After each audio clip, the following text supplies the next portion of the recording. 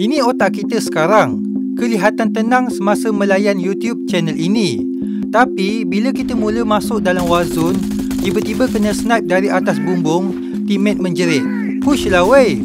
Otak kita terus berubah. Ia tidak mencair, tapi ia berubah dengan sangat radikal. Ini bukan sekadar sembang kosong. Ini sains. Ada yang bagus dan ada juga sisi gelapnya. Ini tentang macam mana bermain video games boleh mengubah otak kita. Pada tahun 90-an, permainan video hampir disalahkan untuk semua benda. Keganasan, obesiti, keputusan teruk dalam peperiksaan, kurang bercakap dengan manusia, semua itu adalah salah daripada games. Tapi sains tidak bersetuju. Kajian demi kajian menunjukkan bahawa sekiranya video games dimainkan secara sederhana dan bijak, ia boleh meningkatkan fokus, memori kerja dan kecekapan membuat keputusan. Bukan semua games, bukan semua orang, tapi kesannya nyata dan boleh diukur. Bila anda main Call of Duty Warzone, mata anda akan imbas sekeliling. Telinga fokus pada tapak kaki musuh. Tangan anda bergerak auto ke reload, slide dan aim. Semua itu berlaku dalam sekelip mata. Otak anda aktif macam sedang memandu Formula 1 sambil memikirkan baki hutang PT-PTN yang masih belum dibayar. Ini adalah 3 bahagian otak utama yang diaktifkan. Cortex prefrontal, bahagian yang membuat keputusan cepat. Hippocampus, bahagian yang menyimpan maklumat lokasi dan strategi. Nucleus accumbens, pusat dopamine yang memberikan kita kepuasan. Setiap kali anda dapat kill enemy atau jadi MVP dalam Mobile Legends, otak anda mengeluarkan dopamin, sejenis bahan kimia keseronokan. Game macam Mobile Legends pun power. Walaupun nampak macam tekan-tekan skill, realitinya anda sedang menguruskan peta mini, pergerakan musuh, buff jungle, timing skill dan objektif. Semua itu berlaku dalam masa yang nyata. Itu dinamakan sebagai pengurusan kognitif kompleks. Ia bukan buang masa, tapi multitasking tahap dewa. Saintis gelar benda ini cognitive load balancing.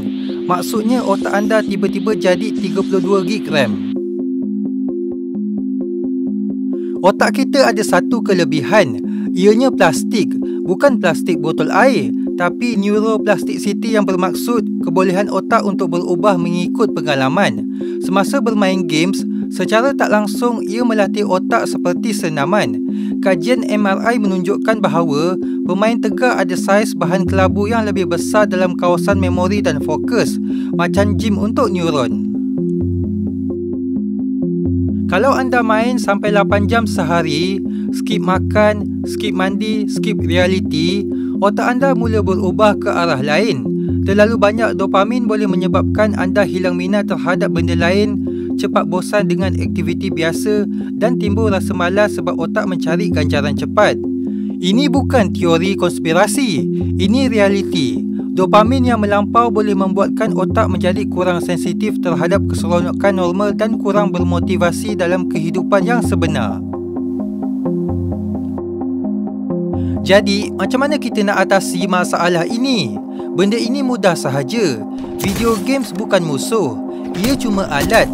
Seperti pisau, ia boleh membantu memotong sesuatu, tapi juga boleh mencederakan. Kita gunakan video games untuk stimulasikan minda, cabar diri anda secara strategik dan belajar bekerjasama dengan tim random yang bukan kaki troll.